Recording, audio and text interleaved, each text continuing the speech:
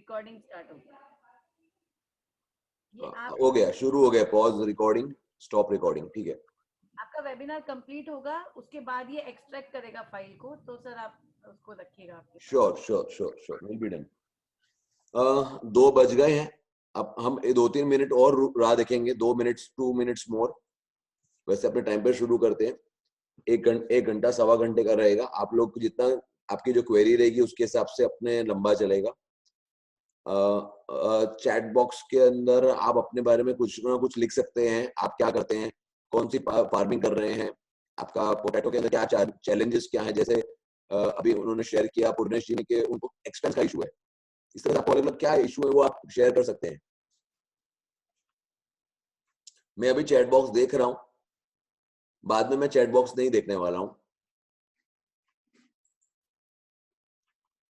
I am not a farmer but would like to become one when I retire. I am here just for learning. Very nice Omkar ji. Learning बहुत अच्छी बात है, सीखते रहना चाहिए।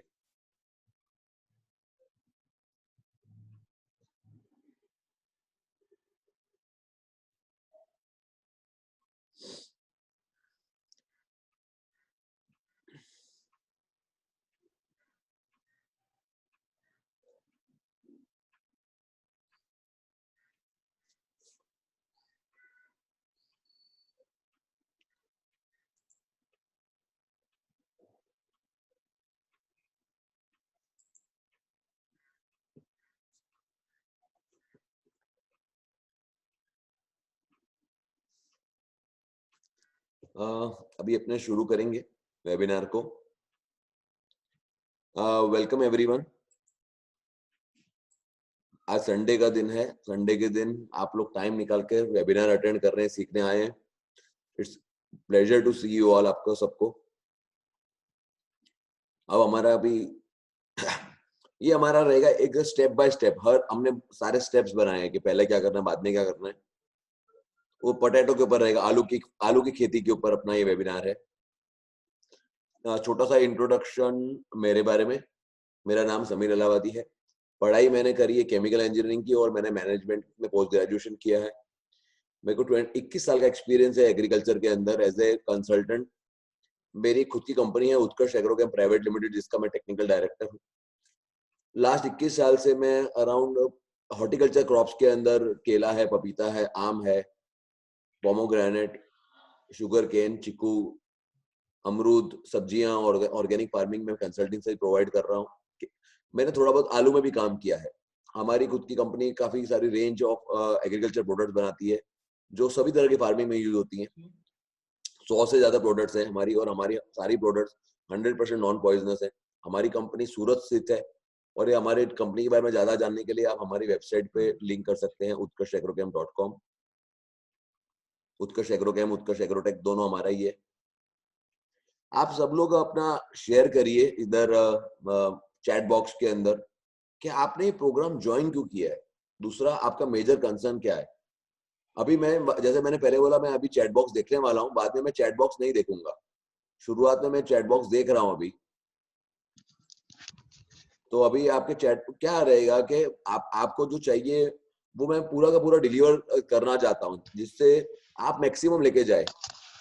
ओमकार जी, okay for learning.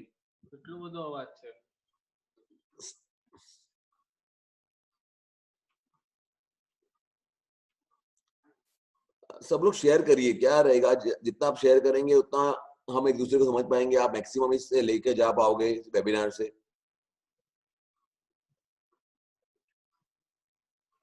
Share करो। अब हमारा वेबिनार और क्या है, जब मैं बात कर रहा हूँ तो आपके मन में कुछ सवाल खड़े होंगे, तो वो सवाल का जवाब मैं उसी टाइम नहीं दूंगा। Want to start agriculture which gives a good return? Okay, Vijay ji, very nice.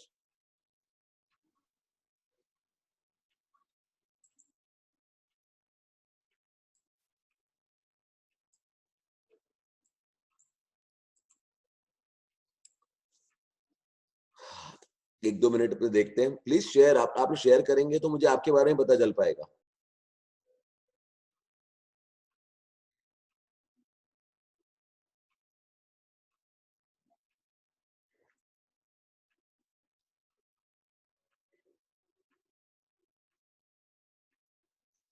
Cost reduction and improve productivity. Yes Purnesh ji, ये इसके बारे में कुछ अपने बात करेंगे पक्का। तो प्रोडक्टिविटी 100% इंप्रूव हो गई, उसमें कोई डाउट नहीं है।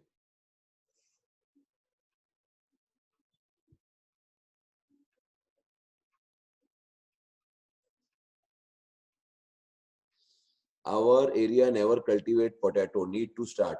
तो मोहम्मद जी आप खास देखना कि क्या क्या सॉइल चाहिए, क्या क्लाइमेट चाहिए, उनको ध्यान में रख के ही आप स्टार्ट करना। अगर एरिया में नहीं हो रहा है तो मतलब कुछ तो रीजन होना चाहिए। तो आपके लिए सबसे इंपॉर्टेंट शुरुआत की स्लाइड्स रहेंगी। Reduce labour cost with automization during harvesting. Purnesh ji मैं इस बारे में कोई पॉइंट कवर नहीं करने वाला हूँ, क्योंकि मेरी स्पेशलाइजेशन हार्वेस्टिंग से लगती कुछ भी नहीं है, अपनी फार्मिंग से लगती है। हार्वेस्टिंग जहाँ शुरू होती है वहां पे हमारा काम खत्म हो जाता है, जो मुझे आता है वो खत्म हो जाता है। तो ये पॉइंट पर मेरी मेरी ज्यादा नॉलेज नहीं है, तो मैं उसके बारे में ज्यादा नहीं बात कर पाऊंगा।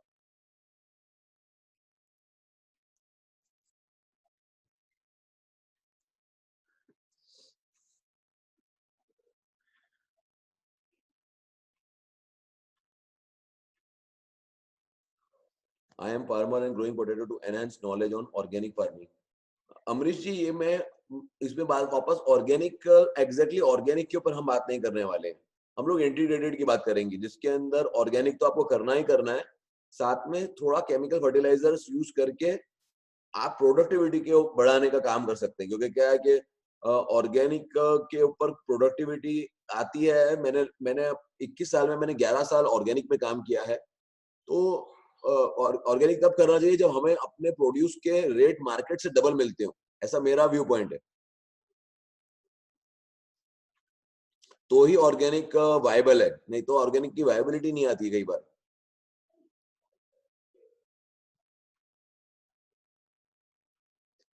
सभी लोग एवरीवन जो लोग अभी ज्वाइन किए हैं, how to increase productivity. Productivity पूरा का पूरा प्रोग्राम प्रोडक्टिविटी को ध्यान में रख के किया गया है। तो वो उसके लिए पूरे सब पॉइंट्स हम कवर करेंगे हेड जी। जो लोग अभी ज्वाइन करे हैं तो वो शेयर कर सकते हैं चैट बॉक्स के अंदर कि आपने ये प्रोग्राम ज्वाइन क्यों किया और आपके मेजर कंसर्न्स क्या हैं पोटैटो फार्मिंग के बारे में।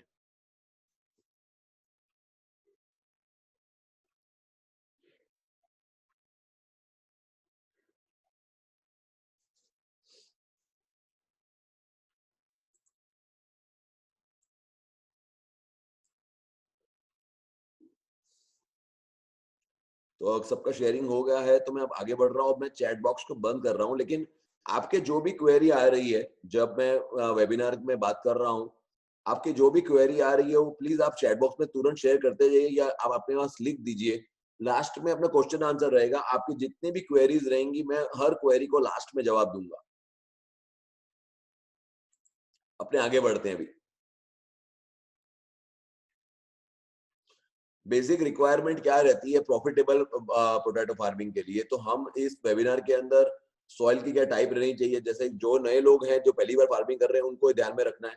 सॉइल टाइप क्या रहती है, कैसा क्लाइमेट होता है, प्लांटिंग की टाइमिंग क्या रहते हैं, न्यूट्रिशन मैनेजमेंट, इरिगेशन के बारे में बात करेंगे, पेस्ट और डिजीज क्या कौन कौन सी रहती है उसकी मैनेजमेंट के बारे में, वीट मैनेजमेंट और हार्वेस्टिंग और स्टोरेज, और थोड़ा सा इकोनॉमिक्स के बारे में भी। तो जमीन के बारे में, तो जमीन जो अपने रहती है वो रेताल जमीन रहनी चाहिए, रेती वाली जमीन रहनी चाहिए। ज्यादा या मीडियम लोम भी रहेगी, थोड़ा सा उसके अंदर क्ले रहेगा तो चलेगा। और ऑर्गेनिक कंटेंट उसका बहुत अच्छा होना चाहिए। कई लोग पूछते हैं कि काली जमीन में नहीं हो सकता। काली जमीन में भी आलू हो सकता है, लेकिन वो आलू बड़ा नहीं होता है, क्योंकि आलू को बड़ा होने के लिए नरम जमीन चाहिए रहती है।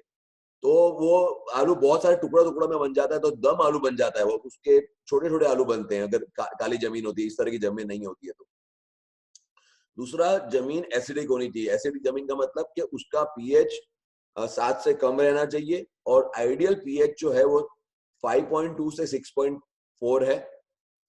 ये कैसे लाया जाएगा ये भी मैंने डिस्कस करना है करा इसके अंदर। तो पहले अपना जमीन का पीएच आपको देख लेना चाहिए। दूसरा, अगर आपकी जमीन में पानी भरता हो, वाटर लॉक जमीन है, नॉर्मली काली जमीन होती है, तो उसमें कभी भी आलू नहीं करना चाहिए। नेक्स्ट अपना, अगर आपकी जमीन का पीएच बहुत ज्यादा है, 7.5 है, 8 है, तो भी आपको आलू की खेती नहीं करनी चाहिए। अगर आपका जमीन का टीडीएस भी अगर हाई है तो भी आपको नहीं करना चाहिए, वो जमीन ठीक नहीं है आलू की खेती के लिए। अगर आपका जमीन रेती वाली है, अगर तो आप कर सकते हैं पीएच, लेकिन आपको पीएच उसका मेंटेन करना है, तो कैसे कर सकते हैं? थोड़ा सा हाई रहेगा तो भी चलता है, लेकिन बहुत ज्यादा हाई में मजा नहीं आता है। तो सबसे पहले आपको ऑर्गेनिक मैटर डालना है, कंपोस्ट डालना है, गोबर खाद डालना है, कुछ भी आप बोल सकते हैं, वर्मी कंपोस्ट डालना है। कम से कम 10 टन प्रति एकड़ डालते थे। ऑर्गेनिक ऑर्गेनिक के अंदर जो बैक्टीरिया होते हैं वो पीएच को घटा देते हैं, तो वो डालते ही अपना पीएच ठीक हो जाता है। तो बेसिक बात है, अगर आप ऑर्गेनिक फार्मिंग कर रहे हो या ऑर्गेनिक फार्मिंग नहीं कर रहे हो, ऑर्गेनिक फार्मर को तो 20 टन डालना चाहिए। अगर आप रूटीन केमिकल फार्मिंग कर रहे हैं, जो हमारा रिकमेंडेशन है उसके हिसाब से, तो 10 टन तो कम से कम डालना ही चाहिए। और अगर आपकी जमीन बहुत ज्यादा अल्कलीन है तो आप शुरू से ही सल्फर डाल सकते हैं। सल्फर जमीन की पीएच को घटाता है, इजीली अवेलेबल है। सल्फर अलग अलग स्वरूप में मिलता है, मैं अलग अलग स्वरूप का मेरी स्लाइड्स आएंगी उसके अंदर मैं बात करूंगा ही। तो क्या स्वरूप आप ले रहे हैं उसके हिसाब से उसकी क्वांटिटी तय होती है। क्लाइमेट की रिक्वायरमेंट, आलू ठंड में ही होता है, आलू गर्मी में नहीं होता है। आलू के लिए आदर्श टेम्परेचर रहता है 14 से 32। जब आप सोइंग पीरियड भी उसका टेम्परेचर के हिसाब से तय होता है। जब टेम्परेचर अपना दिन का टेम्परेचर 30 से कम हो रहा हो, रात का टेम्परेचर 18 के आसपास आ जाए, तभी उसकी सोइंग करनी रहती है। हार्वेस्टिंग पीरियड भी उसका ठंड में ही होता है। अगर आपका टेम्परेचर 30 के ऊपर है तो आपका ट्यूबर, मतलब कि जो साइज बनना चाहिए वो आलू का नहीं बनता है। जैसे ही टेम्परेचर बढ़ता है वैसे ही फोटोसिंथेसिस की प्रक्रिया भी बढ़नी शुरू हो जाती है। आलू जो है वो कार्बोहाइड्रेट ही है पूरा का पूरा। तो वो जो कार्बोहाइड्रेट बन रहा है, जो इकट्ठा हो रहा है पौधे के अंदर, जो जिसको हम खाते हैं, वो स्टोर होने की बजाय यूज होना शुरू हो जाता है। तो जो ट्यूबर फॉर्मेशन जो आलू का बनना है वो असर आ जाता है। इसलिए कम टेम्परेचर पे ही आलू का बनता है। तो दिन में गर्मी हो, थोड़ी बहुत गर्मी हो और ठंडी रात हो, वो एकदम आदर्श क्लाइमेट है आलू की खेती के लिए। नॉर्मली उसका प्लांटिंग टाइम अक्टूबर से दिसंबर है, जो अभी अभी अपना पीरियड शुरू हो गया है पूरे इंडिया के अंदर। बहुत सारे स्टेट्स के अंदर आलू होता है। अगला अपना सीड की रिक्वायरमेंट।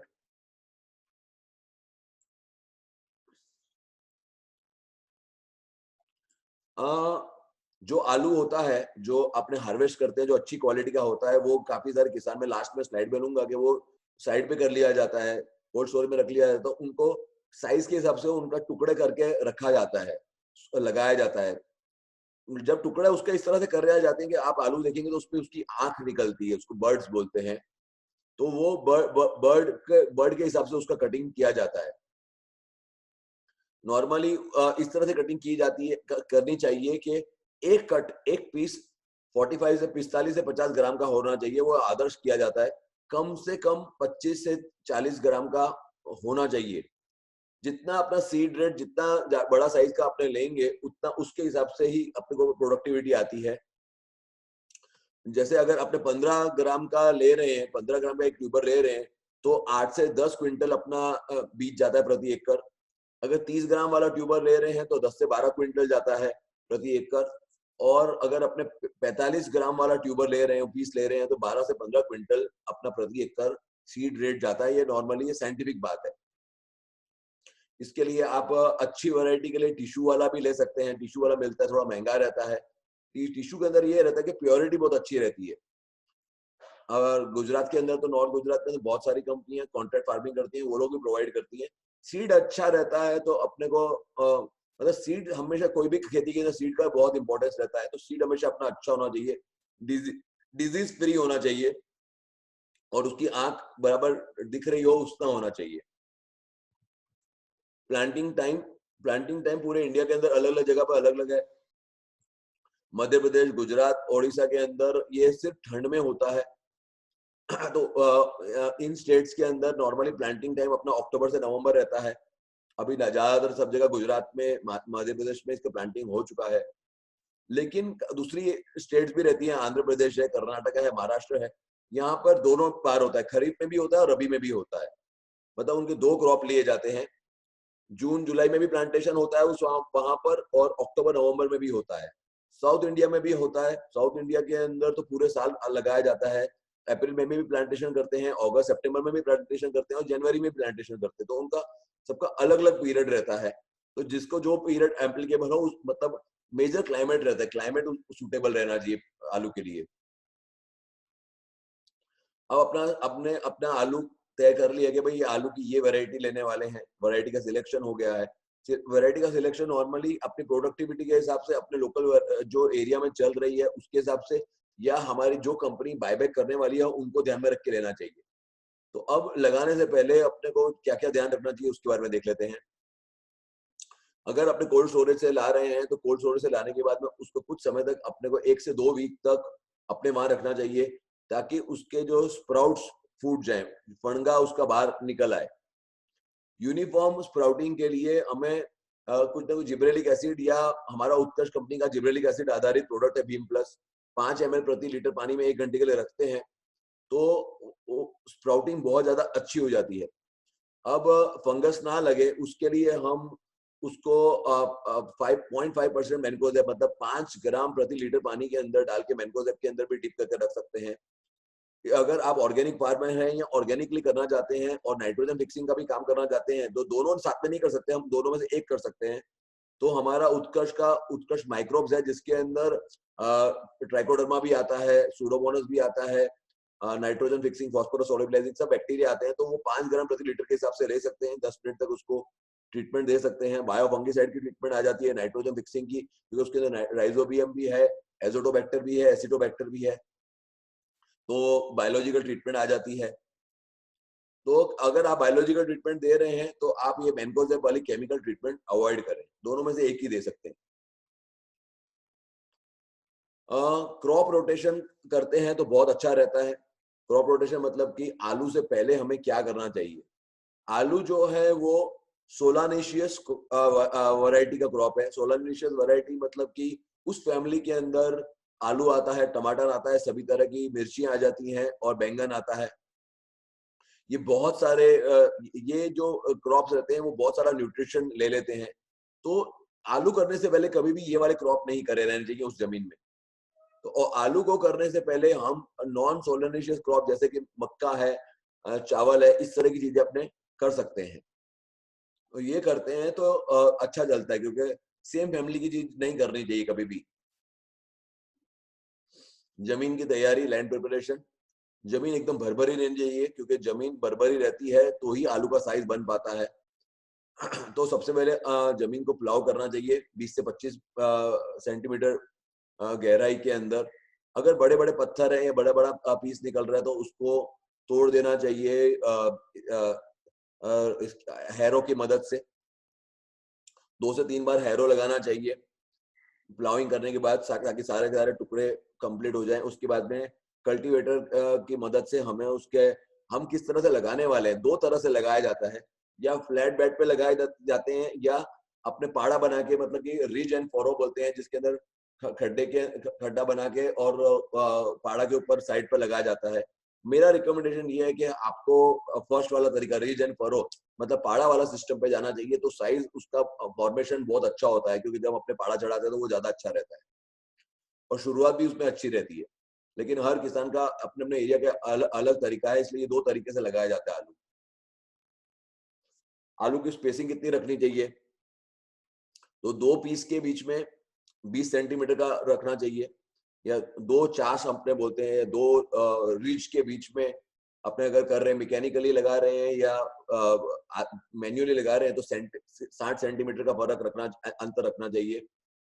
अंतर अपना ट्यूबर का साइज कितना है उसके ऊपर डिपेंड करता है। अगर ट्यूबर का साइज 2.5 से 3.5 सेंटीमीटर है तो हमें मतलब छोटा ट्यूबर अपने यूज कर रहे हैं, तो 2 चास के बीच में, 2 रिज के बीच में हमें 60 सेंटीमीटर लेना चाहिए और 2 पौधों के बीच में 15 सेंटीमीटर लेना चाहिए। अगर हम बड़ा यूज कर रहे हैं, 5 से 6 सेंटीमीटर वाला यूज कर रहे हैं, तो हम 20 से 40 सेंटीमीटर भी ले सकते हैं, डिपेंड कर रहा है आप कौन सी वैरायटी कर रहे हैं, कितना टुकड़ा डाल रहे हैं, लगाने की कितना गहरे पे लगाना चाहिए। तो जो ट्रेंच अपने 6 से 8 इंच की जो डेप्थ रहती है वहां पे लगाना चाहिए, और इस तरह से लगाना चाहिए कि जो आंख बाहर निकल के आई है, फूट के बाहर आई है, तो वो ऊपर की साइड पे रहे, वो नीचे ना रह जाए। जो तरीका रहता है कि कई लोग मैन्युअली, बहुत छोटे स्केल वाले रहते हैं मैन्युअली करते हैं, जो बड़े किसान रहते हैं वो ट्रैक्टर से करते हैं, सेमी ऑटोमेटिक या ऑटोमेटिक प्लांटर की मदद से आलू लगाया जाता है। अभी अपना न्यूट्रिशन की बात करेंगे। ये जो मैं न्यूट्रिशन की बात कर रहा हूं, मैं ये उन किसानों के लिए बात कर रहा हूं जो नॉन ड्रिप में रहते हैं। ड्रिप के लिए मैंने अलग शेड्यूल बनाया है, उसको अपने ड्रिप वाले शेड्यूल को अपने अलग से देखेंगे। तो ये यूनिवर्सिटी का जो रिकमेंडेशन है उसके बारे में बात करूंगा। तो आलू के लिए नाइट्रोजन सबसे ज्यादा इंपॉर्टेंट एलिमेंट है। नाइट्रोजन शुरुआत से 40 से 70 दिन के अंतर पे दिया जाता है, और नाइट्रोजन की रिक्वायरमेंट वैरायटी के ऊपर डिपेंड करती है, वो अलग अलग रहती है। तो नाइट्रोजन को अलग अलग टुकड़ों में दिया जाता है। महाराष्ट्र वाले एरिया के अंदर जो यूनिवर्सिटी की महात्मा फुले कृषि यूनिवर्सिटी है, उसके रिकमेंडेशन के हिसाब से किसानों को लगाते समय टोटल मिलाकर नाइट्रोजन 100 किलो देना चाहिए, फास्फोरस 60 किलो देना चाहिए, और पोटेशियम 120 किलो देना चाहिए। ये एनपीके हो गया। लेकिन जब हम उसको फर्टिलाइजर में कन्वर्ट करेंगे तो यूरिया 217 किलो होता है, एसएसपी 375 किलो होता है, और MOP muriate of potash 200 kilo होता है प्रति हेक्टर, और ये प्लांटिंग से पहले लगाना होता है। और 1 महीने प्लांटिंग के बाद में अपने को 50 किलो यूरिया हमें देना चाहिए जब हम अर्थिंग अप करते हैं, प्लांटिंग पाड़ा चढ़ाते हैं तब। नॉर्थ गुजरात के अंदर फार्मर्स को कम से कम प्रति हेक्टर, जैसे मैंने पहले कहा था, प्रति हेक्टर 25 से 30 टन है, तो एकड़ में 10 से 12 टन जितना अपने को गोबर खाद देना चाहिए, और 1 टन दिवेली खोड़ अपने बोलते हैं कैस्टर केक, वो देना चाहिए। इसके अलावा लगाते समय अपने को 275 किलोग्राम नाइट्रोजन, फास्फोरस 138 केजी, मतलब महाराष्ट्र से ज्यादा फर्टिलाइजर रिक्वायरमेंट रहती है नॉर्थ गुजरात के किसानों को। तीनों के एनपीके तीनों की वहां की सॉइल और महाराष्ट्र की सॉइल के लिए अलग रिकमेंडेशन है। जो अभी रिकमेंडेशन दिया है उसमें, उसके हिसाब से फास्फोरस और पोटाश की पूरी डोज शुरुआत में लगा देनी चाहिए, और जो नाइट्रोजन की डोज जो रहती है वो आधा दे देना चाहिए in the form ammonium sulphate के स्वरूप में शुरू में ही, और आधा 35 से 40 दिन के बाद में देना चाहिए जब हम उसको अर्थिंग अप कर रहे हैं, पाड़ा चढ़ा रहे हैं उस समय। किसानों को ये एडवाइस है कि भाई ये कन्वेंशनल तरीका है ये करने का, और इसके हिसाब से अपने को ये कन्वेंशनल तरीका है। इसके अलावा मैं हमारा जो शेड्यूल है, स्प्रे का शेड्यूल, जिसके अंदर एनपीके के अलावा माइक्रोन्यूट्रिएंट वो सब भी है, वो अपने स्प्रे के स्वरूप में दे सकते हैं।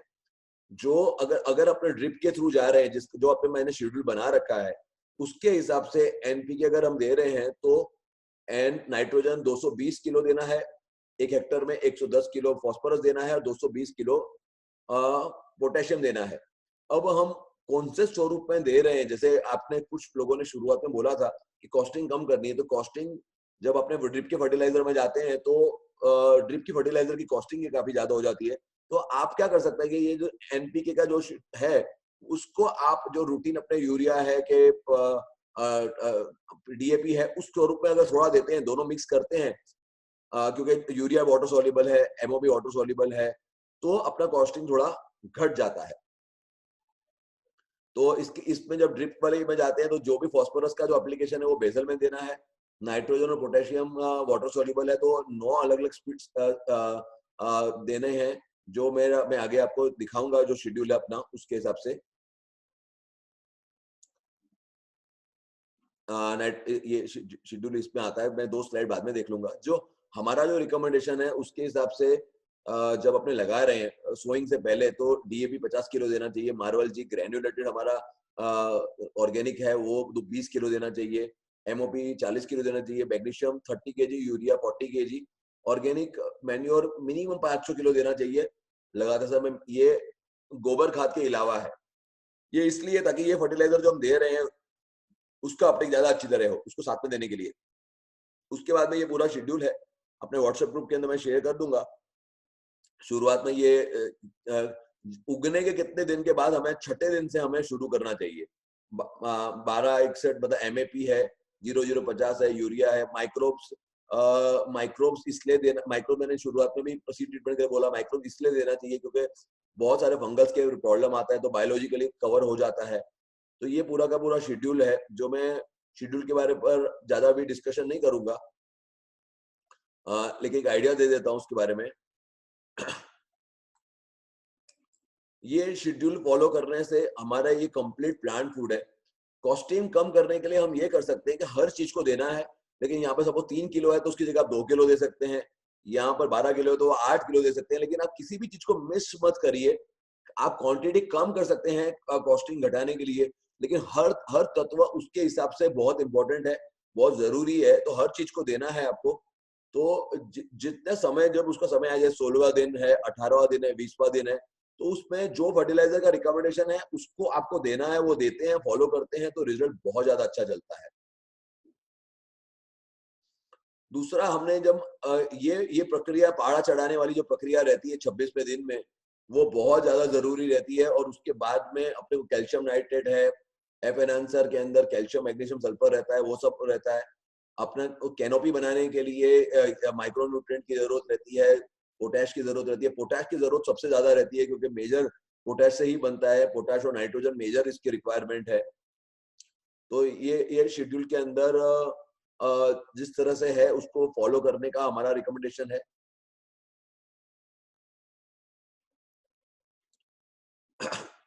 ये स्लाइड बहुत ज्यादा इंपॉर्टेंट है कि क्या महत्व है। अगर हम पाड़ा नहीं चढ़ाते हैं, मतलब ज्यादातर हर किसान करते हैं, जिसको हिलिंग कहा जाता है, गुजराती में हम लोग उसको पाड़ा चढ़ाना बोलते हैं, तो 9 इंच मिट्टी कम से कम चढ़ानी चाहिए। 9 इंच मिट्टी जब हम चढ़ाते हैं तभी क्या बोलते हैं, ट्यूबर फॉर्मेशन अराउंड 26 से 28 दिन के बाद में ये एक बार चढ़ाया जाता है, इस तरह से चढ़ाया जाता है। पाड़ा चढ़ाते समय हमें ध्यान रखना है कि कोई भी भाग उसका ग्रीन भाग बाहर ना दिख जाए। अगर बाहर दिख जाता है तो आलू की क्वालिटी खराब हो जाती है, क्योंकि एक केमिकल है, टॉक्सिक्स बोलते हैं, सोलर 9 करके, वो बनना शुरू हो जाता है और वो आलू मतलब आलू बिटर टेस्ट का हो जाता है, मीठा नहीं होता है। अगर जब अपने हीलिंग कर रहे हैं या पाड़ा चढ़ा रहे हैं उस समय क्या बोलते हैं, जो एक्स्ट्रा वीड्स हैं, अनवांटेड प्लांट्स हैं, खरपतवार है, वो दूर हो जाते हैं। दूसरा, जमीन सॉफ्ट हो जाती है। मेन वो जरूरी है, सबसे इंपॉर्टेंट पॉइंट है कि ये पाड़ा चढ़ाना ही चढ़ाना है अपने को, और वो 2 बार चढ़ाना होता है।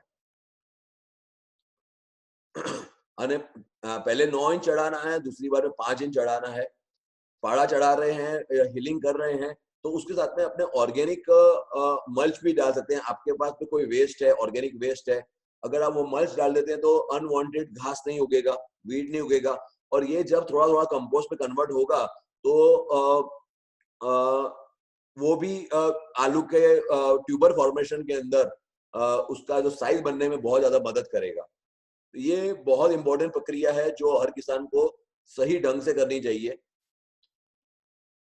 आप आलू के साथ में क्या क्या उगा सकते हैं और क्या क्या नहीं उगा सकते हैं, तो आलू के साथ में हम जड़ों वाली सारी चीजें उगा सकते हैं, जैसे लहसुन है, मूली है, प्याज है, फिर मटर है, बीन्स है, मकई है, पालक है, अपना तुलसी है, या अपना गेंदा गेंदा फूल, मैरीगोल्ड।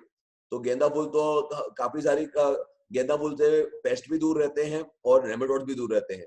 आलू के साथ में कभी भी टमाटर, मिर्ची, ककड़ी या गाजर नहीं उगाना चाहिए। ये शेड्यूल अपन ने देख लिया। ये अपने मैं अपने ग्रुप के अंदर, व्हाट्सएप ग्रुप के अंदर ये शेड्यूल शेयर भी कर दूंगा। इसकी डिस्कशन अपन नहीं कर रहे क्योंकि ये बहुत साइंटिफिक तरह से बना रखा है। कॉस्टिंग कम करने के लिए मेरा एक ही रिकमेंडेशन है कि जो भी इसमें क्वांटिटी दे रखी है, ये केजी में या लीटर में है, तो आप हर चीज की क्वांटिटी थोड़ी थोड़ी 20% 30% कम कर सकते हैं, लेकिन आप किसी भी चीज को इग्नोर मत करना। जैसे इसके अंदर हमने आपको खास करके ये जिंक, EDTA है, मैंगनीज है, जिंक ईडीटीए और मैंगनीज ईडीटीए आपको खास यूज करने का रिकमेंडेशन दिया है, क्योंकि इसको यूज करने से बहुत सारे फंगस के प्रॉब्लम दूर हो जाते हैं। माइक्रोन्यूट्रिएंट की प्रॉब्लम जब होती है तो बहुत सारे फंगस का अटैक उसके अंदर हो जाता है, तो वो दूर रखता है आपको। और शुरुआत के अंदर फॉस्फोरस देना है, और एंड के अंदर, और एंड में जब अपना पानी बंद करने के पहले की जब प्रक्रिया है, उससे पहले अपने को MAP है, 0050 है, वो सब देना है। ये हमारे कुछ प्रोडक्ट्स हैं उत्कर्ष के, जो हमारे रिकमेंडेशन में आते हैं, वो ऐसे दिखते हैं। मार्वल जी है, पैंथर है, माइक्रोब्स जी है, हॉर्स पावर है, जिंक गैप मतलब zinc EDTA, manganese EDTA. Zinc और मैंगनीज ईडीटीए को बिल्कुल इग्नोर मत करना, ये बहुत इंपॉर्टेंट तत्व है। रूट्स मल्टीप्लायर है जड़ें बनाने के लिए। सेकेंड डोज के अंदर अपना हमारा कॉम्बी 2 है, एपेनांसर है, हॉर्स पावर है, इसे यूज करना है 16वें दिन के बाद में स्प्रे में। 30वें दिन में, जो 44th डे में कॉम्बी 2 है, एपेनांसर है, बोरॉन है, मैग्नीशियम सल्फेट है, जिंक गैप है, मैंडेट है, ये सबको अपने को यूज करना है ताकि अपना कैनोपी का डेवलपमेंट अच्छा रहे और अपना जो आलू बन रहा है वो अच्छा बने, ट्यूबर डेवलपमेंट बहुत अच्छा हो। जैसे मैंने अभी हीलिंग की बात करी थी, हीलिंग क्यों होती है ये स्लाइड में हर अपनी प्रेजेंटेशन में दिखाता ही हूँ, क्योंकि वेप्सा कंडीशन रहना बहुत ज्यादा इंपॉर्टेंट है। वेप्सा कंडीशन क्या होता है कि वेप्सा कंडीशन एक ऐसी कंडीशन जिसके अंदर 50% जमीन में मॉइस्चर रहता है, 50% हवा रहती है 2 पार्टिकल्स के बीच में। और इस समय ही सबसे अच्छा अपने जितनी बार हीलिंग करते हैं, जितनी बार हम पाड़ा चढ़ाते हैं, 2 बार हम पाड़ा चढ़ाते हैं आलू के अंदर, तो हवा अंदर बहुत अच्छी तरह से जाती है।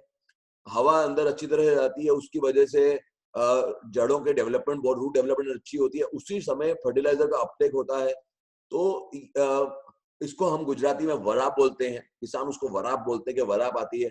तो जितनी ज्यादा बार वराप आएगी और उतना ज्यादा अच्छा अपना क्रॉप चलेगा। दूसरा, वराप के लिए मेरा रिकमेंडेशन ये है कि अगर आपके पास में स्थिति है तो आप ड्रिप इरिगेशन से ही करिए, क्योंकि ड्रिप इरिगेशन से हम कितना पानी देना चाहिए वो हम कंट्रोल करते हैं। पानी के ऊपर भी अपनी स्लाइड आगे आगे आने वाली है जिसकी मैं डिस्कशन करने वाला हूँ कि पानी को माप को देना है, पानी कम नहीं देना है, क्योंकि आलू को बहुत अच्छा पानी की जरूरत रहती है, आलू पानी की मदद से ही बनता है। तो ड्रिप इरिगेशन का अगर आपके वहां पे फैसिलिटी है, आप अगर कर सकते हैं, तो आलू को ड्रिप से करने से उसकी उत्पादकता बहुत अच्छी रहती है। अब अपने देखते हैं कि अलग अलग पेस्ट कौन से रहते हैं आलू में। तो ये एफिड्स, गेरवा जिसको बोलते हैं वो है एफिड्स। ग्रीन रंग का, हरे रंग का जो पेस्ट रहता है। लीफ माइनर शुरू में ही लग जाती है शुरुआत के में, तो इसको नीम ऑयल की मदद से कंट्रोल कर सकते हैं। सफेद मक्खी या व्हाइट फ्लाई कॉमन पेस्ट है एकदम। फिर माइट्स का प्रॉब्लम रहता है। माइट्स का प्रॉब्लम तब रहता है जब आपका दिन का टेम्परेचर और रात के टेम्परेचर में 20 डिग्री का फर्क रहता है। नॉर्मली ठंड चल रही होती है और अचानक से गर्मी आ जाती है, दिन का टेम्परेचर ऊंचा हो जाता है, तो माइट्स आने के चांसेस बहुत ज्यादा हो जाते हैं। माइट्स के अंदर आप ये छोटे छोटे डॉट्स, सफेद सफेद डॉट्स आ जाते हैं, मतलब वो उस जगह पर से माइट्स ने रस चूस लिया होता है, इसलिए ये व्हाइट व्हाइट कलर का दिखना शुरू हो जाता है।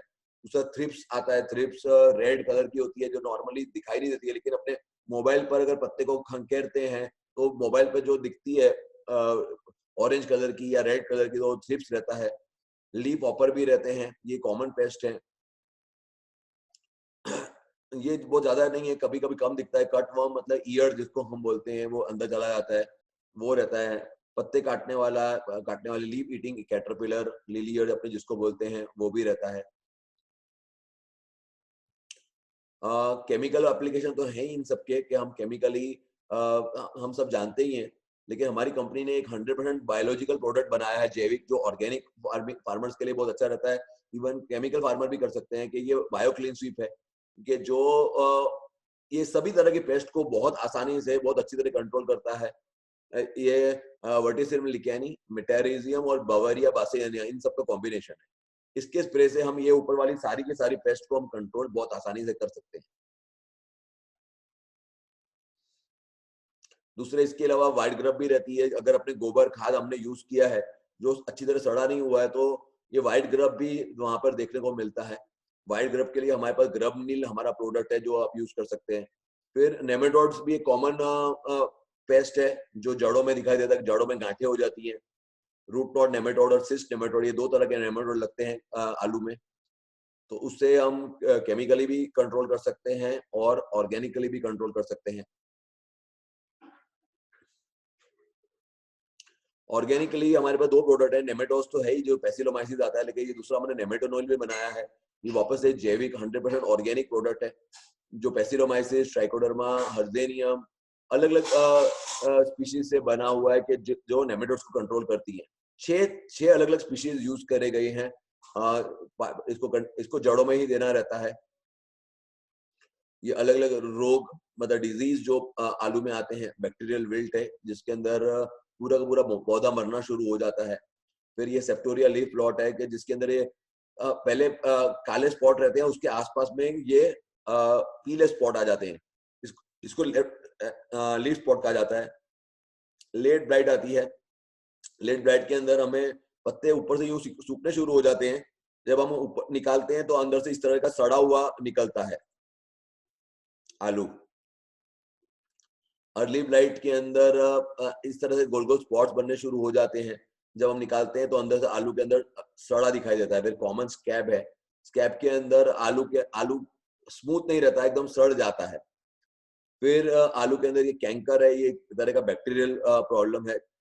कैंकर के अंदर क्या बोलते हैं, चांदा, अपने क्या बोलते हैं, चांदा हो गया हो ऐसा डॉट्स पड़ जाती हैं उसके ऊपर, आलू के ऊपर।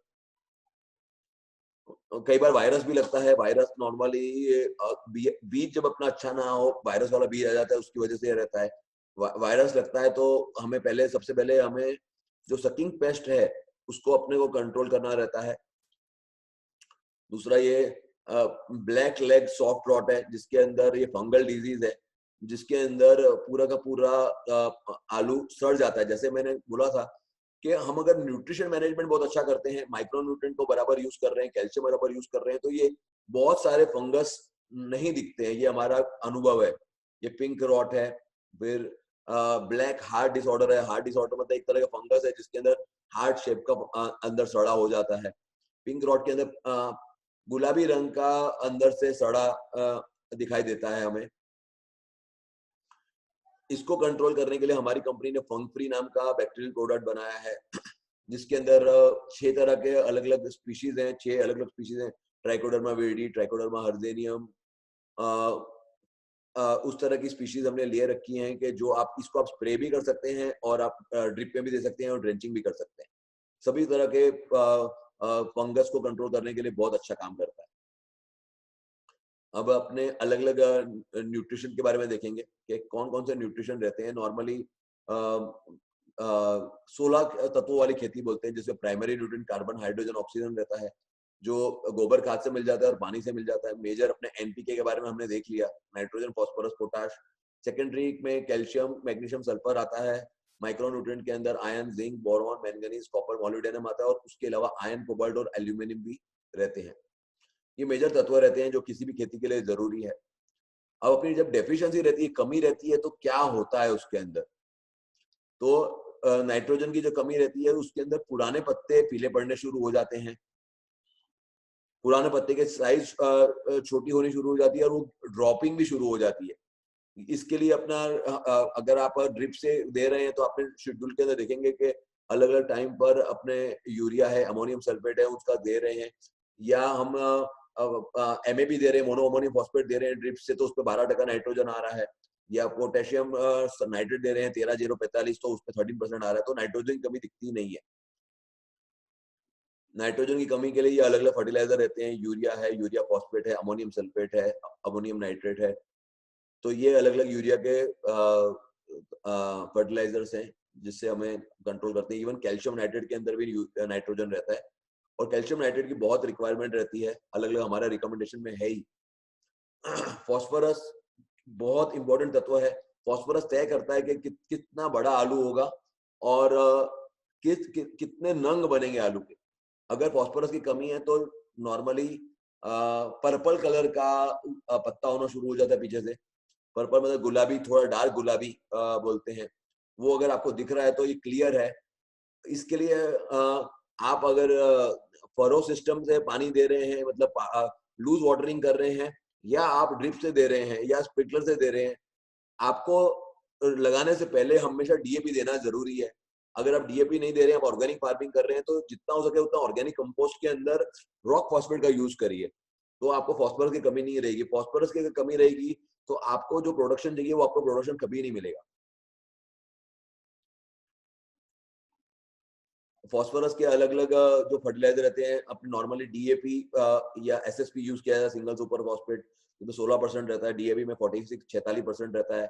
ड्रिप से अगर आप दे रहे हैं तो उसपे मोनो अमोनियम फॉस्फेट शुरुआत में देते हैं, बीच के स्टेज में 052-34 देते हैं, या हमारे उत्कृष्ट कंपनी का ये हॉर्स पावर आता है जिससे पॉलीफॉस्फेट रहता है, 3 तरह के फॉस्फोरस रहते हैं उसके अंदर।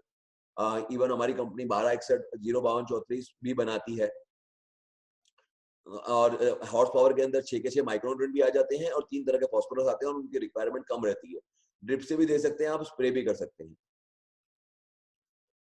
पोटेशियम की जब कमी रहती है तो जो नीचे वाले पत्ते रहते हैं वो सूखने शुरू हो जाते हैं, ऐसा लगता है फंगल डिजीज है। अगर फंगल है, हम निकाल कर देखते हैं तो नीचे फंगस अगर नहीं दिख रहा है, तो अगर आपने पोटेशियम नहीं दिया है तो आपको पोटेशियम देने की जरूरत है।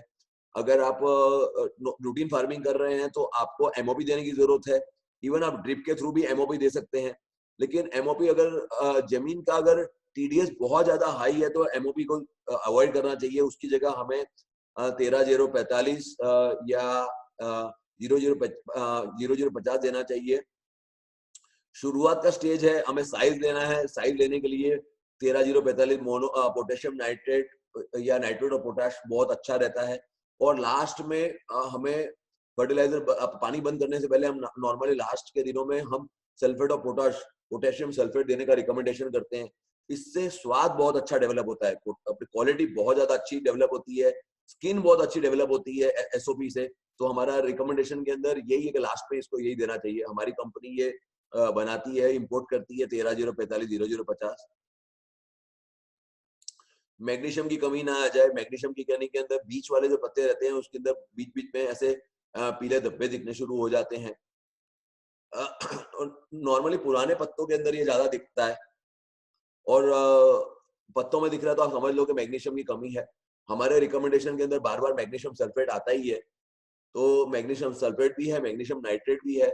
तो रेगुलरली रिकमेंडेशन के हिसाब से मैग्नीशियम सल्फेट देना खूब जरूरी है, क्योंकि ठंड का समय रहता है। मैग्नीशियम सल्फेट का मेजर मैग्नीशियम का कामकाज फोटोसिंथेसिस, मतलब प्रकाश संश्लेषण की क्रिया को बराबर रखना है। प्रकाश संश्लेषण की क्रिया बराबर रहेगी तो ही पौधा उसको जो जरूरत है वो उतना भोजन बना पाएगा और उसका ग्रोथ बराबर रह पाएगा। अगर बहुत ज्यादा तकलीफ है तो आप स्प्रे में मैग्नीशियम ईडीडीए भी स्प्रे कर सकते हैं। ये हमारा मैग्रीन करके आता है, मैग्नीशियम ईडीडीए करके आता है। सल्फर वापस बहुत ज्यादा इंपॉर्टेंट तत्व है। शुरू में मैंने जैसे बात करी थी कि अगर आपका जमीन का पीएच 7 के ऊपर है तो शुरू में ही आपको सल्फर यूज कर लेना चाहिए। सल्फर जड़ें बनाने में बहुत ज्यादा मदद करता है। सल्फर की अगर कमी है तो इस तरह के धब्बे दिखने शुरू हो जाते हैं, पत्ते स्मूथ नहीं रहते हैं, वो पत्तों पे ऐसा पत्तों पे क्या बोलते हैं, पत्ते अच्छे नहीं दिखते हैं और थोड़ा उसमें पीलापन भी दिखाई देता है। सल्फर के अलग अलग जो स्वरूप है वो बेंटोनाइट सल्फर है। अगर ये ऐसा दिखता है, तुअर की दाल के जैसा दिखता है। अगर बेंटोनाइट सल्फर आप यूज कर रहे हैं तो आप एकड़ में 10 से 15 किलो यूज कर सकते हैं। लाइम सल्फर मतलब कि कैल्शियम पॉलीफॉस्फेट बोलते हैं, जो ये लाइम सल्फर है, पीला इस तरह से आता है। इसमें 10 से 20% इतना सल्फर रहता है और लिक्विड सल्फर रहता है। वो आप ड्रिप में यूज कर रहे हैं तो ड्रिप में दे सकते हैं। पूरा का पूरा पाउडर फॉर्म के अंदर सल्फर WTG आता है 90%, तो आप एकड़ में 3 से 5 किलो के आसपास यूज कर सकते हैं। अगर आपका पीएच मेंटेन्ड है तो आप 3 से 4 किलो यूज करेंगे शुरू में ही, तो अच्छा रहता है। दूसरा, हम अमोनियम सल्फेट दे रहे हैं तो उसमें भी सल्फर मिल रहा है, पोटेशियम सल्फेट में भी सल्फर मिलता है, मैग्नीशियम सल्फेट में भी मिलता है। अगर आप माइक्रोन्यूट्रिएंट जो सल्फेट बेस्ड माइक्रोन्यूट्रिएंट यूज करते हैं तो उस हर एक के अंदर सल्फर आता ही है। लेकिन सल्फर एक चौथा इंपॉर्टेंट एलिमेंट है कोई भी खेती के अंदर, और आलू के अंदर, क्योंकि सल्फर एक पीएच लो करने का काम करता है और आलू को कम पीएच चाहिए, तो सल्फर का बहुत ज्यादा महत्व है आलू के अंदर। कैल्शियम साइज बनाने का काम करता है। अगर आपकी जमीन की पीएच, मैंने जैसे बोला है कि 5.2 से 6.4 पीएच होता है जमीन का पीएच आलू की खेती के लिए, लेकिन अगर आपकी जमीन का पीएच 5 से ज्यादा कम है तो कैल्शियम की कमी क्लियर कट दिखाई देगी ही आपको। तो कैल्शियम की कमी दिखाई देगी तो आप रेगुलरली कैल्शियम नाइट्रेट यूज करिए। जैसे मेरे चार्ट के अंदर मैंने दिखाया है कि कैल्शियम बार बार हमने रिकमेंड किया है। कैल्शियम वजन लाने में जवाबदार है, कैल्शियम साइज के लिए जवाबदार है, और कैल्शियम से शेप उसका अच्छा रहता है। कैल्शियम और बोरॉन दोनों साथ में मिलके शेप को भी बहुत अच्छा रखते हैं। तो कैल्शियम को बिल्कुल भी इग्नोर मत करो। ज्यादातर किसान खेती के अंदर अगर रूटीन खेती कर रहे हैं तो एनपीके ही देते हैं, दूसरे तत्वों को महत्व नहीं देते हैं। लेकिन आलू के अंदर अगर आपको क्वालिटी क्वांटिटी दोनों निकालनी है तो आपको सभी तत्वों को जिस तरह से रिकमेंडेशन आता है उसको उतना देना ही देना है। कैल्शियम की कमी, उसके जो धार है वो सूखना शुरू होता है, जैसे हमें उसमें दिखाई देता है पोटेशियम की कमी उस तरह से दिखता है। अगर हम निकालते हैं आलू तो इस तरह के डॉट्स अंदर हमें दिखाई देते हैं, टपके पड़ जाते हैं। ये फंगस नहीं रहता है ये, लेकिन ये कैल्शियम की कमी के कारण रह जाता है, अंदर डॉट्स रह जाते हैं। कैल्शियम की कमी को दूर करने के लिए कैल्शियम नाइट्रेट, जिसमें कैल्शियम 19% आता है, कैल्शियम ईडीटी भी है जो स्प्रे कर सकते हैं। दोनों प्रोडक्ट हमारी कंपनी बनाती है। जिंक वापस से बहुत इंपॉर्टेंट तत्व है, बहुत इंपॉर्टेंट तत्व है आलू की खेती के लिए। उसके अंदर जो नए पत्ते हैं उसके अंदर पिलाश दिखनी शुरू हो जाती है, नसें ग्रीन रहती हैं लेकिन बाकी का भाग पीला रहना शुरू हो जाता है। अगर वैसा है तो आपका जिंक की कमी है। तो जिंक को बिल्कुल भी इग्नोर मत करिए। और जिंक का सबसे अच्छा स्वरूप जो है, अगर आप हीलिंग कर रहे हैं, मतलब पाड़ा चढ़ाते समय आप जिंक सल्फेट यूज कर सकते हैं, 20% वाला, 33% वाला। अगर आपको और जिंक की कमी दिखाई दी है तो जिंक ईडीडीए यूज करिए। हमारा ये, मैंने जितने भी किसानों के साथ काम किया है जिन्होंने भी जिंक और मैंगनीज ये दो तत्व बराबर यूज किए हैं, उनको बहुत सारे फंगल प्रॉब्लम नहीं आते हैं। आयरन की कमी बहुत कम दिखाई देती है, ज्यादा नहीं दिखाई देती है आलू के अंदर।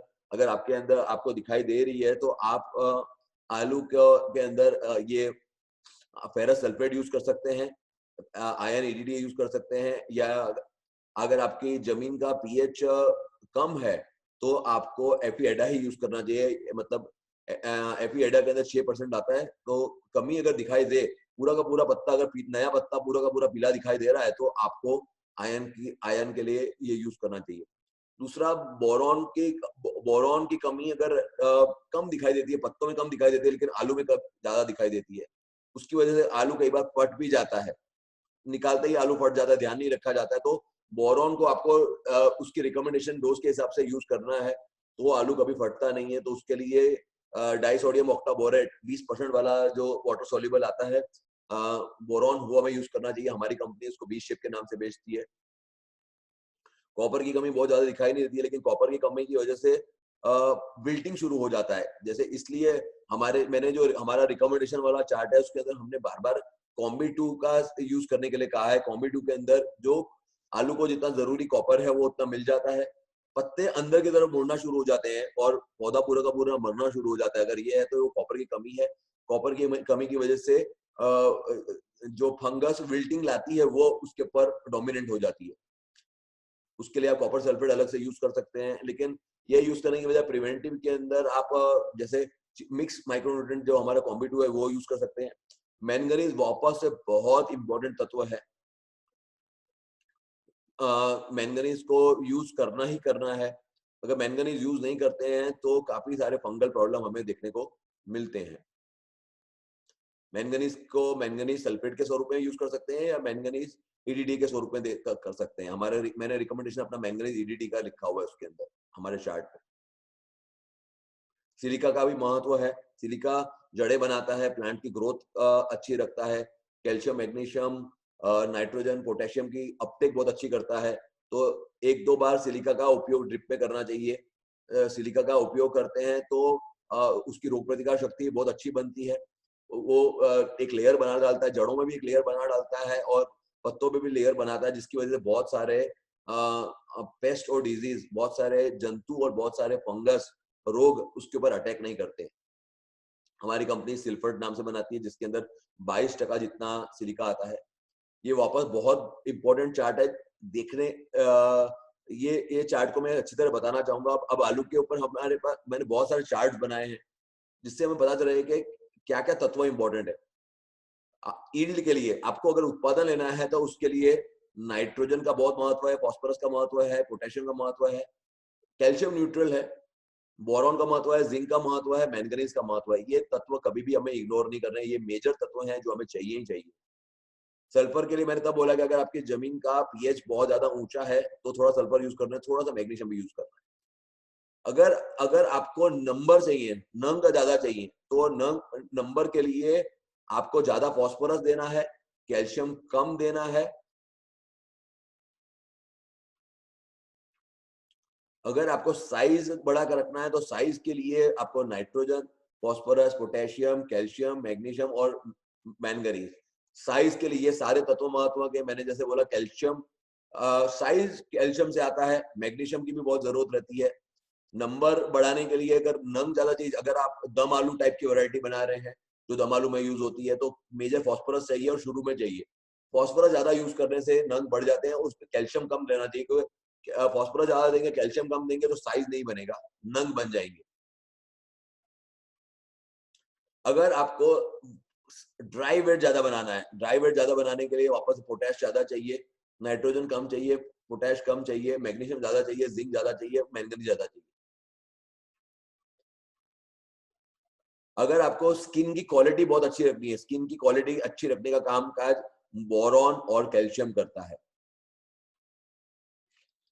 पौधे के ऊपर स्ट्रेस नहीं आना चाहिए, कोई भी स्ट्रेस नहीं चाहते हैं अगर सब अच्छा चले, तो उसके लिए नाइट्रोजन का अच्छा उपयोग करें। बाकी स्ट्रेस के लिए पोटैश माप का होना चाहिए, कैल्शियम माप का होना चाहिए, उसका इतना रोल नहीं है। क्वालिटी अच्छी रखने के लिए अपना हैंडलिंग के अंदर क्वालिटी ना बिगड़ जाए, उसके लिए एंड में मैंने जैसे बोला है कि पोटेशियम लास्ट में 0050 एसओपी का आपका रिकमेंडेशन है, कैल्शियम, मैग्नीशियम और बोरॉन ये आपका, और लास्ट में ये सब फर्टिलाइजर यूज करने के लिए बोलते हैं, इसलिए लास्ट में हमें नाइट्रोजन का उपयोग बिल्कुल भी नहीं करना चाहिए। नाइट्रोजन का उपयोग लास्ट में करते हैं तो क्वालिटी बिगड़ जाती है। लास्ट में हमें पोटेशियम, कैल्शियम, मैग्नीशियम और बोरॉन का यूज करना है।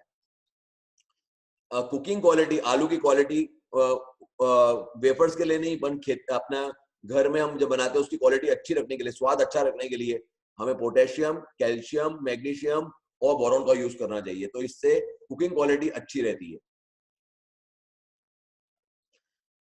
ये कॉमन चार्ट है, कितने पीएच पे कौन सा फर्टिलाइजर अपटेक करता है। ज्यादातर 5.5 से 5.5 से 6.5 के बीच में सभी फर्टिलाइजर का अपटेक नॉर्मली इस रेंज में हो जाता है, और आलू के लिए भी यही पीएच रिकमेंडेशन है। तो एक कितने किलो न्यूट्रिएंट्स निकलता है 1 टन आलू बनाने के लिए?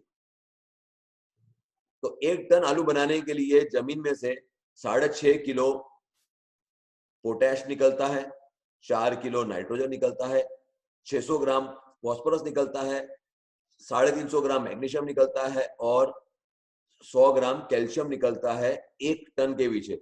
इसको ध्यान में रख के हमें कितने टन अपने उत्पादन चाहिए, उसको ध्यान में रख के अपन को देना चाहिए। ये डेटा मैंने ब्यूकेमा एंड वैन, एक मिनट मेरे को पढ़ना भी ढंग से नहीं आ रहा, हॉलैंड की कंपनी से मुझे डेटा मिला है। माइक्रोन्यूट्रिएंट कितना निकलता है, तो माइक्रोन्यूट्रिएंट में 3.5 किलो बोरॉन, 3.5 ग्राम बोरॉन, कॉपर 3 ग्राम, मैंगनीज 1.5 ग्राम, जिंक 1.7 ग्राम 1 टन के पीछे अपने को जरूरत लगती है। टेम्परेचर का क्या इफेक्ट रहता है, तो आप देखेंगे कि टेम्परेचर का रूट डेवलपमेंट के ऊपर इफेक्ट आलू के, ये स्पेसिफिकली आलू के लिए सारी स्लाइड्स हैं। आलू का सबसे अच्छा डेवलपमेंट आप देखेंगे तो 15 से लेकर 20 टेम्परेचर में रहता है। मतलब जब अपना जड़ों बनाने का प्रोसेस है उस समय अगर टेम्परेचर 15 से 20 में मैक्सिमम समय चल रहा है तो अपना आलू का ग्रोथ बहुत अच्छी रहने वाली है। जैसे टेम्परेचर बढ़ता जाएगा, 25 के ऊपर जा रहा है तो जड़ें कम बन रही है, 30 के ऊपर और कम हो रही है, 35 के ऊपर तो आलू काम ही नहीं करता है, आलू की खेती आप नहीं कर सकते।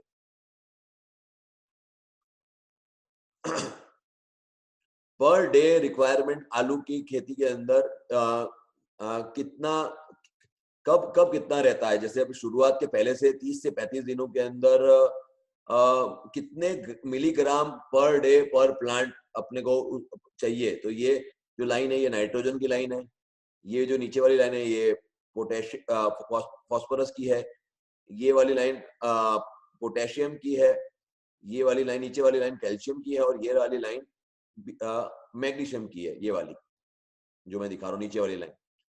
तो शुरुआत में से ही आप देखेंगे कि सबसे ज्यादा जरूरत इसे नाइट्रोजन की और पोटेशियम की है।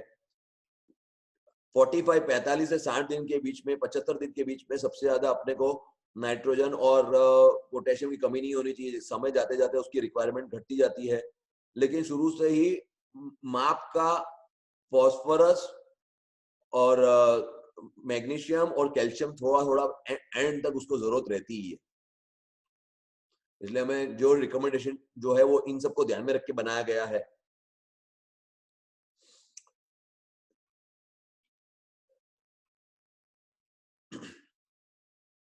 आलू बाहर निकलने के बाद में कितना उसका रिक्वायरमेंट रहता है कौन से फर्टिलाइजर का, तो आप ये देख रहे हैं कि ये जो लाइन है ये नाइट्रोजन की लाइन है। तो सब 30 से 35 दिन के बीच में सबसे ज्यादा रिक्वायरमेंट रहती है नाइट्रोजन और पोटेशियम की, और यही मेजर टाइम है। 30 से 45 दिन के बीच में आपको कभी भी अपने फर्टिलाइजर की कमी नहीं रहना चाहिए। ये इस समय मैक्सिमम फर्टिलाइजर, ये जो जोन है मैक्सिमम फर्टिलाइजर देने का टाइम है। 15वें दिन से शुरू होता है और 60वें दिन के अंदर पूरा हो जाता है। उसके बाद तो हम वैसे ही पानी बंद कर देते हैं और आलू को बनने देते हैं। तो मेजर इस पीरियड के अंदर हमारा फर्टिलाइजर का कुछ भी कमी नहीं रहे, और 30 से 45 दिन के अंदर हमें हमारा आलू मैक्सिमम फर्टिलाइजर ले सके उस तरह से हमें अपने फर्टिलाइजर को देना चाहिए। ट्यूबर का ग्रोथ कैसे बनता है, कितना टन, उसके ऊपर ये चार्ट है कि सबसे ज्यादा ट्यूबर का बनने का समय 45 से 60 दिन के बीच में होता है। यहाँ से शुरू होता है और उसके बाद में बन जाता है और फिर घटता जाता है उसका ग्रोथ का रेट धीरे धीरे। तो यही एक मेजर टाइम है जब ट्यूबर ग्रोथ साइज का फॉर्मेशन हो रहा होता है, वजन का फॉर्मेशन हो रहा होता है। वापस से ये चार्ट है कि 1 टन 1 प्रति हेक्टर, जैसे हमने आगे देखा वो चार्ट के स्वरूप में देखा, इसमें किलो के स्वरूप में लिखा हुआ है कि 50 मेट्रिक टन प्रति हेक्टर अगर हमने आलू अगर हम निकालते हैं तो कितना एनपीके जाता है। 50 मेट्रिक टन पर हेक्टर मतलब 20 टन प्रति एकड़ हो गया प्रोडक्शन हमें लेना है। तो नॉर्मली अपने यहाँ पे उससे आधा प्रोडक्शन नॉर्मली किसानों का आता है, 10 से 15 मेट्रिक टन आता है। तो सबसे ज्यादा रिक्वायरमेंट पोटेशियम की है, उसके बाद नाइट्रोजन की है। तो ये एनपीके की रिक्वायरमेंट है और ये सबको हमें हो सके तो ड्रिप के द्वारा हमें पूरा करना बहुत आसान है। अभी पानी देने के 3 तरह के तरीके रहते हैं। उसमें फर्टिलाइजर का एफिशिएंसी क्या रहती है, ये चार्ट भी रिसर्च से बना हुआ है। अगर आप फरो इरिगेशन, मतलब जिसे हम लूज वाटरिंग बोलते हैं या छूटा पानी बोलते हैं गुजराती में, वो उससे अगर खेती कर रहे हैं तो जो फर्टिलाइजर दिया जा रहा है तो उसका खाली 50% एफिशिएंसी है। नाइट्रोजन की, पोटेशियम की 40% है, फॉस्फोरस की 40% है, पोटेशियम की 60% है, मतलब 40 से 70% है। और इसलिए उसकी रिक्वायरमेंट बहुत ज्यादा बढ़ जाती है, उसको ज्यादा आपको फर्टिलाइजर देने की जरूरत है। काफी सारे किसान स्प्रिंकलर से देते हैं, स्प्रिंकलर से फर्टिलाइजर की एप्लीकेशन ज्यादा एफिशिएंसी बढ़ जाती है तो फर्टिलाइजर की रिक्वायरमेंट घट जाती है। लेकिन ड्रिप इरिगेशन से 85 से 95% अपटेक कर सकता है तो उसके न्यूट्रिएंट की रिक्वायरमेंट घट जाती है। अगर आपको कॉस्टिंग घटानी है तो मेरा रिकमेंडेशन ये रहेगा कि आप ड्रिप इरिगेशन करिए और ड्रिप से फर्टिलाइजर दीजिए, टुकड़े में दीजिए, उस शेड्यूल के हिसाब से दीजिए, तो आपका कॉस्टिंग बहुत अच्छा मेंटेन रहेगा। ये स्लाइड में हर बार दिखाता हूं कि हर तत्व का महत्व है, हर चीज का महत्व है। ये दिखा रहा है कि भाई मैंगनीज भी है, कॉपर भी है, जिंक भी है, फास्फोरस है, पानी है, लाइट है। कुछ भी चीज की कमी अगर आ जाती है तो आपका प्रोडक्शन नहीं आ सकता है। हर चीज को उसकी जरूरत के हिसाब से आपको देने की जरूरत है। कोई भी एक चीज की कमी होगी तो सारी की सारी ईल्ड, मतलब पानी के स्वरूप में ईल्ड बाहर आ जाएगी। आपको हर चीज को उसके जरूरत के हिसाब से आपको देना ही है। ये भी चार्ट बताता है कि ये पौधे का अंदर का चार्ट है, सेल है ये, कि हर तत्व कुछ ना कुछ काम कर रहा है और आलू में भी हर काम हो ही रहे हैं, तो हर तत्व का महत्व है। अब अपने देखते हैं कि कौन सी हर्बिसाइड, ये अपने फर्टिलाइजर के ऊपर की बात हो गई। अब अपने हमें फर्टिलाइजर ये क्या बोलते हैं,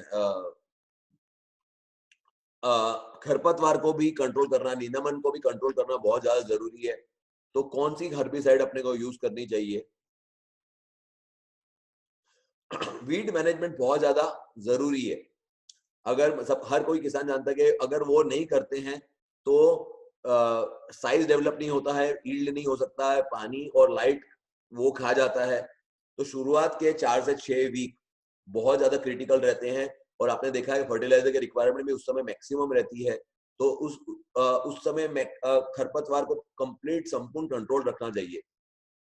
उसके लिए आप वो खेती करने से पहले सॉइल सोलराइजेशन मतलब कि तपाना होता है, आपको प्लाव करके रख लेना होता है। जैसे मैंने शुरू में बताया कि आपको प्लाव करके रखना है, तो 1 महीने तक आपको उसको धूप लगानी है, क्रॉप रोटेशन करना है। जैसे बताया था कि कौन सा क्रॉप करना चाहिए, कौन सा क्रॉप नहीं करना चाहिए, तो उससे खरपतवार कंट्रोल रहता है। पॉपुलेशन उसकी कम नहीं होनी चाहिए, जहां नहीं उग रहा है वहां पर आलू शुरू में लगा देना चाहिए। इंटर कल्टीवेशन आपको करना चाहिए। अगर आपके पास ज्यादा दूर रख रहे हैं तो बार बार आपको मैन्युअल वीडिंग करना चाहिए और हर्बिसाइड लगाना चाहिए। जो हर्बिसाइड कौन सा रिकमेंडेड है, तो सबसे पहला मेट्रिबुजान का रिकमेंडेशन है, 200 ग्राम प्रति एकड़, या एलाक्लोर करके आता है 2 लीटर प्रति एकड़, वो उगने से पहले यूज किया जाता है। अगर उग जाता है तो आप पैराक्वाट डाइक्लोराइड, जिसको अपने यूनिक्वाट बोलते हैं, वो भी यूज किया जाता है, या प्रोपिनेल उगने के बाद में यूज किया जाता है। खूब जरूरी है खरपतवार को कंट्रोल करना। अब अपना आलू जो तैयार हो गया है, तो उसको निकालते समय क्या क्या ध्यान देना चाहिए? तो अपने को मार्केट को ध्यान में रख के करना चाहिए। जब मार्केट में डिमांड ज्यादा आ रही है तो हम थोड़ा सा जल्दी भी कर सकते हैं हार्वेस्टिंग। तो मार्केट और क्लाइमेट, इन दोनों को ध्यान में रख के हमें करना है। हार्वेस्ट करने से पहले जो भी किसान खेती करते हैं, उन्हें तो पता ही है कि 1 वीक पहले, कम से कम 1 वीक पहले हमें पानी बंद कर देना होता है, कंप्लीट संपूर्ण पानी बंद कर देना होता है। और हार्वेस्टिंग तभी करनी है जब सॉइल आपकी कंप्लीटली सूख चुकी हो और आपके पूरे के पूरे पत्ते पीले पड़ गए हों और सूख गए हों। कुछ किसान पानी बंद करने के बाद में हर्बिसाइड का यूज करके भी पत्तों को सुखा डालते हैं। तो वो उसके लिए हमें पैराक्वाट डाइक्लोराइड नाम का जो हर्बिसाइड आता है वो यूज कर सकते हैं। इसकी वजह से जो स्किन रहती है वो अच्छी रहती है। ये 1 वीक पहले करना चाहिए अपने को, हार्वेस्टिंग करने से पहले।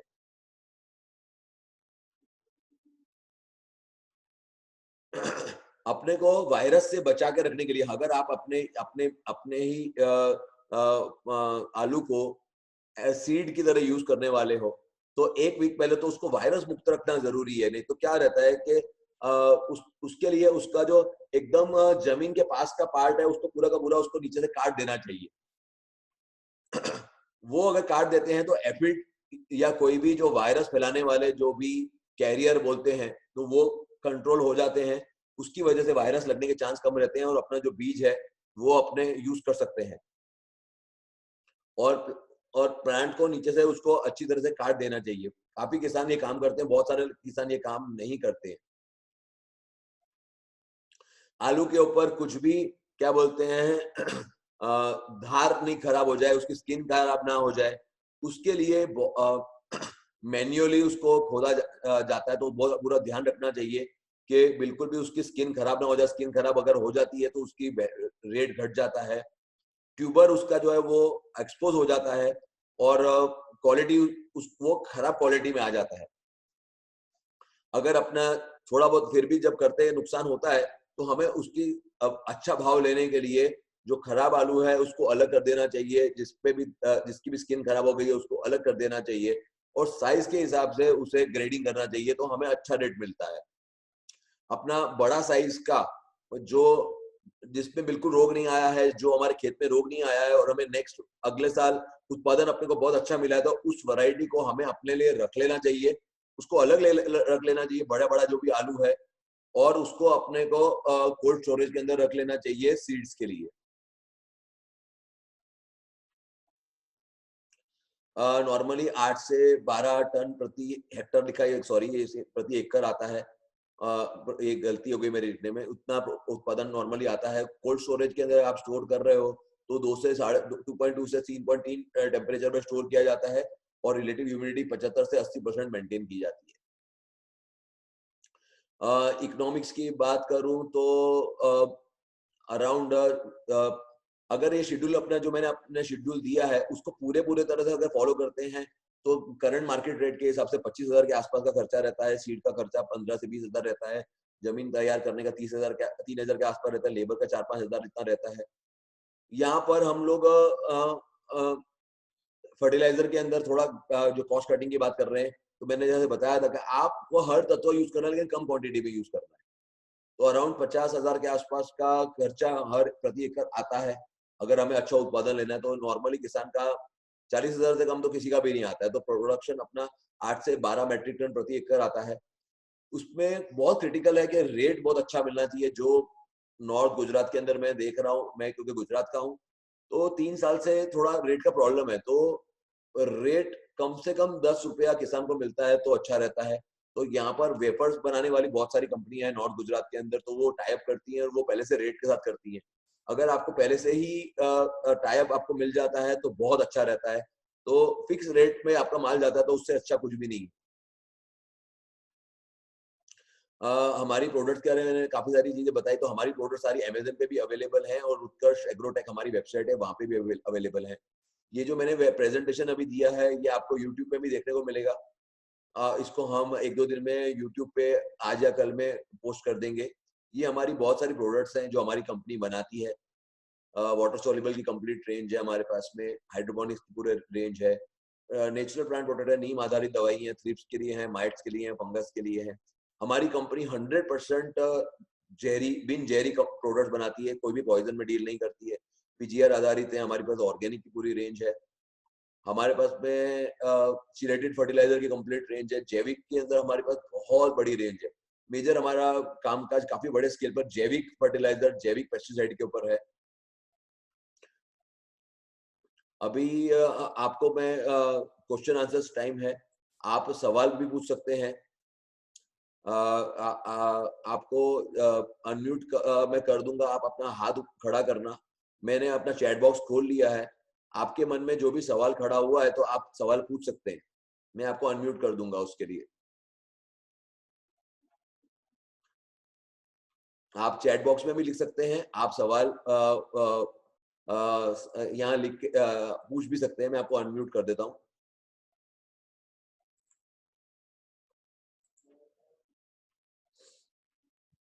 आप हाथ ऊपर करेंगे तो मुझे मालूम पड़ जाएगा, तो मैं आपको अनम्यूट कर सकूंगा। अनम्यूट के लिए आपको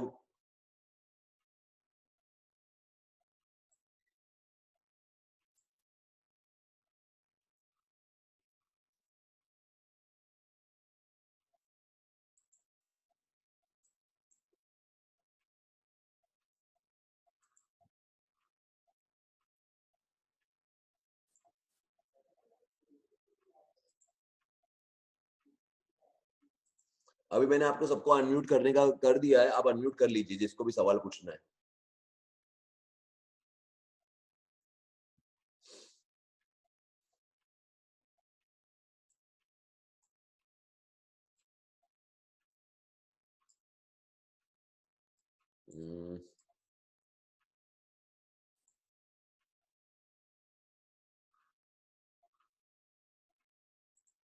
हम्म, विजय जी, मुझे सीड के बारे में ज्यादा पता नहीं है, मराठवाड़ा के बारे में, और वैरायटी के बारे में भी मुझे ज्यादा पता नहीं है। मैं इस पे मेरी नॉलेज कम है, तो मैं आपको यही सजेस्ट करूंगा कि आपके लोकल लेवल पे ही आप पता करिए कि क्या है।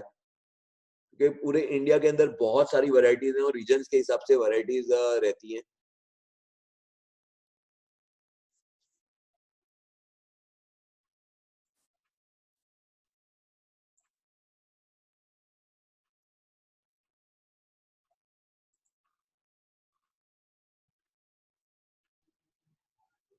अगर किसी को कोई भी सवाल नहीं है इस समय, तो अपना वेबिनार यहाँ पर कंप्लीट करेंगे।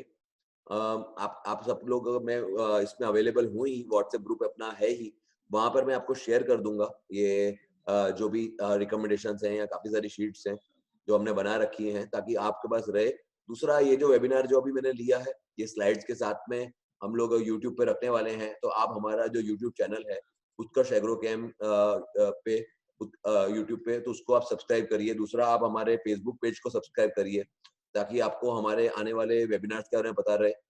और अगले हफ्ते हमारा वाटरमेलन के ऊपर, तरबूज के ऊपर वेबिनार है, और उसके अगले संडे हमारा वेबिनार कॉलीफ्लावर के ऊपर है, जिसको हम फ्लावर बोलते हैं।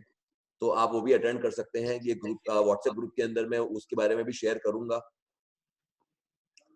Thank you so much Sameer sir, आपने हमें पोटैटो की फार्मिंग के बारे में इतना बेहतरीन तरीके से बताया। हमारे सभी फार्मर्स को बहुत ज्यादा मदद मिली होगी, हम ऐसी आशाएं रखते हैं। अभी जो आगे कंटेंट हम लोग शेयर करेंगे व्हाट्सएप ग्रुप में, वो आपको बहुत ही हेल्पफुल रहेगा। उसके बाद आप समीर सर से क्वेश्चंस भी पूछ सकते हैं अगर और ज्यादा जानना चाहें तो। आपके और पोटैटो फार्मर्स को, आपके साथ जितने भी कनेक्टेड हैं, उन्हें भी इस व्हाट्सएप ग्रुप में आप प्लीज ऐड कर लीजिए, उन्हें ज्वाइन करवाइए, और हमारे आगे के वेबिनार्स भी अटेंड करते रहिएगा। ऐसी ही हमारी आशा है आप सभी के साथ। धन्यवाद, धन्यवाद समीर सर। Thank you.